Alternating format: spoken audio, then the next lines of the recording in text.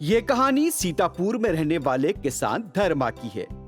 धर्मा ने अपनी दुख्तर की शादी अपने भतीजे यशवंत के साथ बचपन में ही कर दी थी। यशवंत के वालिदैन बचपन में एक हादसे में चल बसे थे।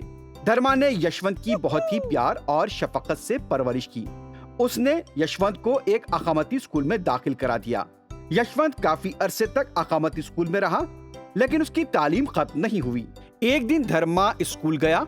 उस्ताद साहब, मेरे भतीजे को आपके स्कूल में पढ़ते हुए कई साल हो चुके हैं, लेकिन अभी तक उसकी तालीम खत्म नहीं हुई। धर्मा साहब, यशवंत पढ़ाई के मामले में बहुत ही लापरवाह है। उसे तो अदाकारी करने का शौक है, इसलिए वो रोज अपने दोस्तों के हमरा अदाकारी सीखने के लिए जाता है। अगर तुम उसे अभी नहीं रोकोगे तो बहुत पछताओगे।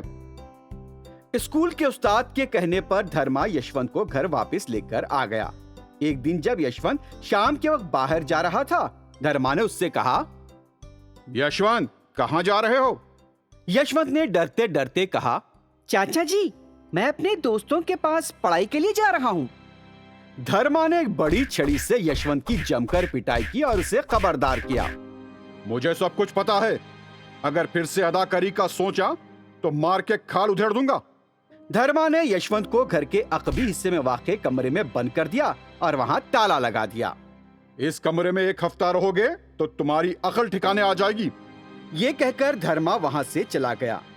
यशवंत झोपड़ी के अंदर उदास बैठे सोचने लगा। उसे अदाकारी और ड्रामा बहुत पसंद था और वो अदाकारी नहीं छोड़ सकता था। ये सोचते सोचते वो नींद की आगोश में चला गया। रात में कुछ आवाजों से यशवंत की आंख खुल गई। अचानक उसे कुछ नजर आया। वो समझ गया कि वहां पर कुछ भूतनियां उसके सामने खड़ी हैं। एक भूतनी ने उससे कहा, डरो मत, हम तुम्हें कोई नुकसान नहीं पहुंचाएंगे। हम एक ड्रामा कर रही हैं। उस ड्रामे में एक इंसान का किरदार भी है और तुम्हें वो इंसान का किरदार अदा करना है। तुम्हारे पास 1 हफ्ते का वक्त है। तुम तैयार हो, ठीक है ना? यह सुनकर यशवंत उनके साथ चला गया और फिर उन भूतनियों को अपना मसला बताया। मेरे चाचा को इस बारे में नहीं मालूम होना चाहिए। भूतनियों को यशवंत के चाचा के बारे में सब कुछ पता था। वो यशवंत से बोली, तुम फिक्र मत करो, हम सिर्फ रात में मशक करेंगे और सुबह होने से पहले तुम्हें तुम्हारे कमरे के पास छोड़ देंगे। अब जरा भूतनियों के ड्रामे की कहानी भी सुन लेते हैं। तीनों भूतनियां काफी मशक्कत के बाद एक थैली भर जेवरात हासिल करते हैं। सोने की तकसीम के दौरान भूतनियों में झगड़ा हो जाता है। अब वो अपने झगड़े के तस्फिये के लिए इंसान की खिदमत हासिल करती हैं। तीनों उस इंसान से उनके बीच मसावी जेवरात बांटने की दरखास्त करते हैं, लेकिन वो इंसान धोखा देकर वहां से फरार हो जाता है। यशवंत को उसी धोखेबाज का किरदार अदा करना था। भूतनियों ने ड्रामे की मशक शुरू की। ड्रामे में हकीकत का रंग भरने के लिए यशवंत को असली सोने के जेवरात हवाले किए गए। यशवंत अपना किरदार ईमानदारी से निभा रहा था। भूतनियों को यशवंत का किरदार और उसकी अदाकारी पसंद आई। सुबह होने से पहले भूतनियों ने यशवंत को उसके कमरे में पहुंचा दिया, लेकिन सोने के जेवरात भरा थैला यशवंत के पास ही रह गया। उसने उस थैले को एक पुराने संदूक में रख दिया। भूतनियां रोज रात यशवंत को अपने साथ ले जाती और उसे सोने से भरा थैला देती। यशवंत उस थैले को लौटाने के बजाय उसे अपने साथ ले जाता।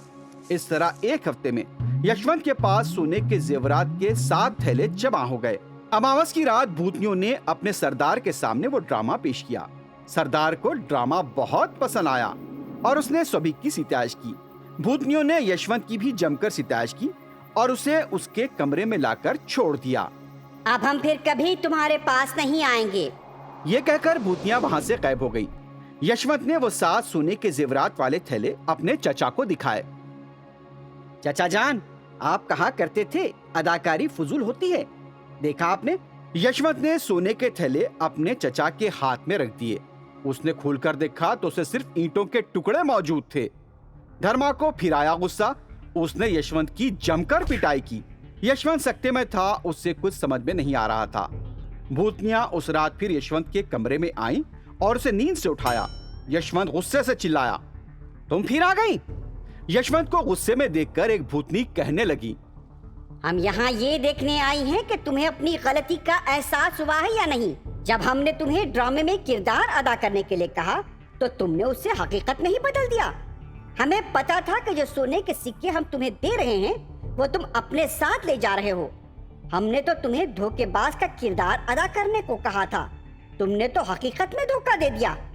अगर तुमने ऐसा नहीं किया होता तो हम तुम्हें असली सोना देते। तुम निकम्मे और लालची हो। ये कहकर भूतनियां गायब हो गईं।